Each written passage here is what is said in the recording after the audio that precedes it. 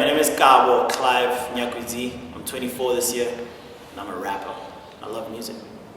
I was watching like this program. It's called The Newsroom, and there's this like girl there. Her name is Sloan Sabbath. She says to this guy, she's like, she's talking to him. She's trying to inspire him, and she tells him if he's heard of the term "greater fool," and it's an economic term. And you know, it says that the greater fool is the perfect blend of self-delusion and ego to think that you can succeed where others have failed.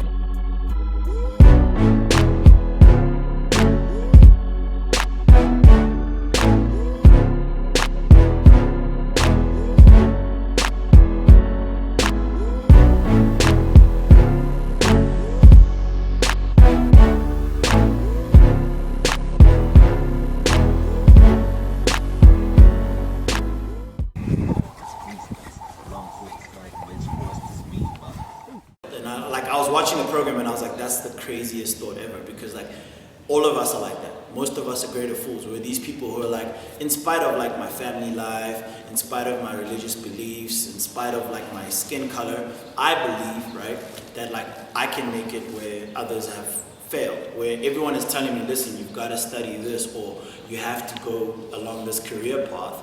I believe that in spite of all that, I'm going to do this. I'm going to be a rapper, I'm going to be a writer, I'm going to be an artist.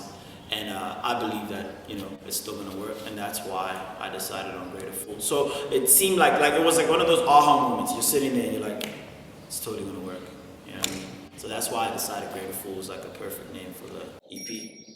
I really want to achieve the goal of letting people know that in spite of who they are, or in spite of who they've been told they are, you know what I mean, that they can be greater fools. Like my dad is from Zim, and he came to this country at a time when everyone else in Zim was like comfortable there. He decided to come here. Like my dad is a greater fool, you know what I mean? My mom married a foreigner at the time before it was hot, you know what I mean, to marry foreign. Like she was a greater fool. She went out of her family lineage to do something. She had enough self-delusion and ego to think that it would work, and because of them, I'm here.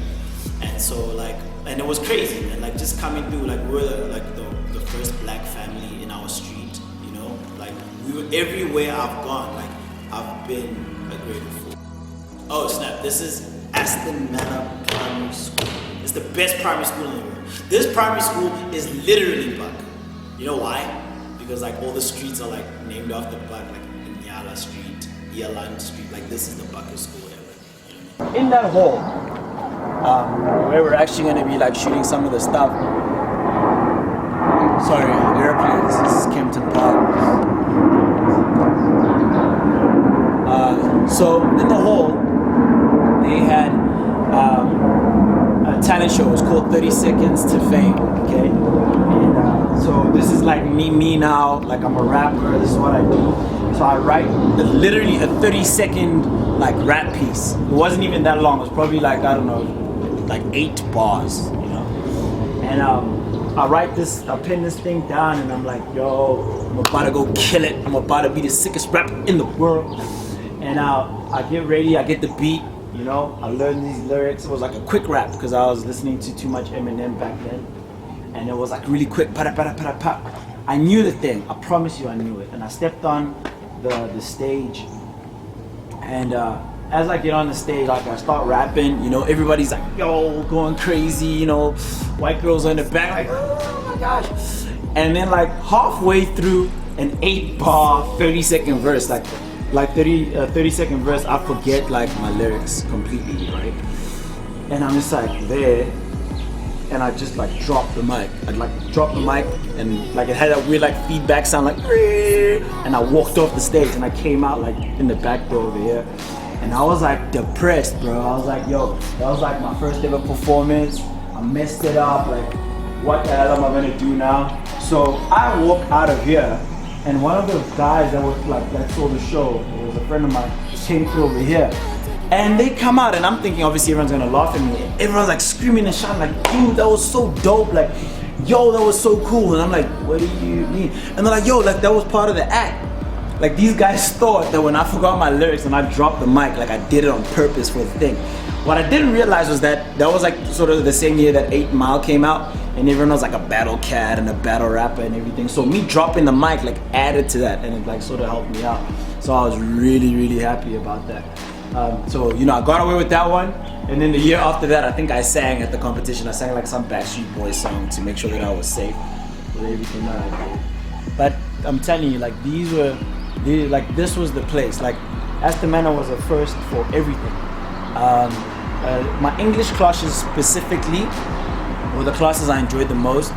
I just like literature and reading and, you know, just the English language generally, which is maybe why, you know, writing and blogging and being a rapper is what I do.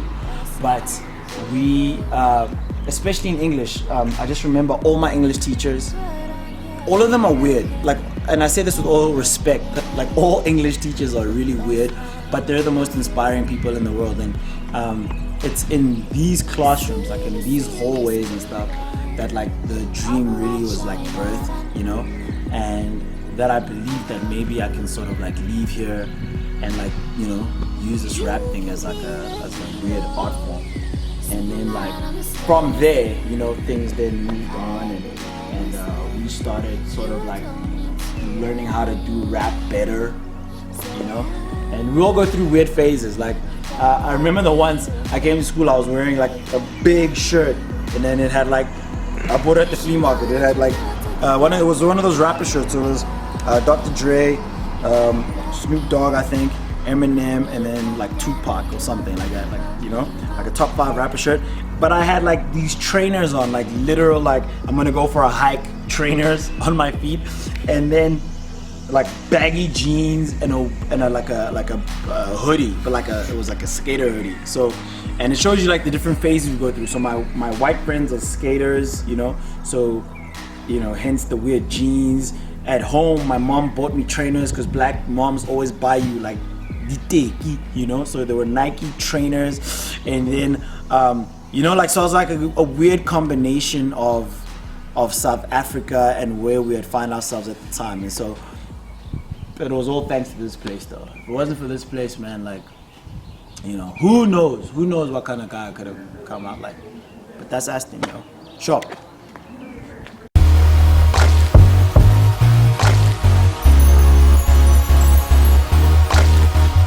Nobody gon' tell my posse that we ain't gon' prosper, nothing ain't gon' stop us.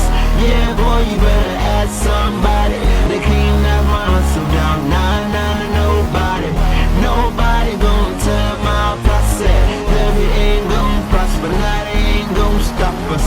Yeah, boy, you better ask somebody to clean that muscle down. Nah, nobody. I chill with greater fools who just sit and debate the news. From the realest to skater dudes, unlike Kim who be making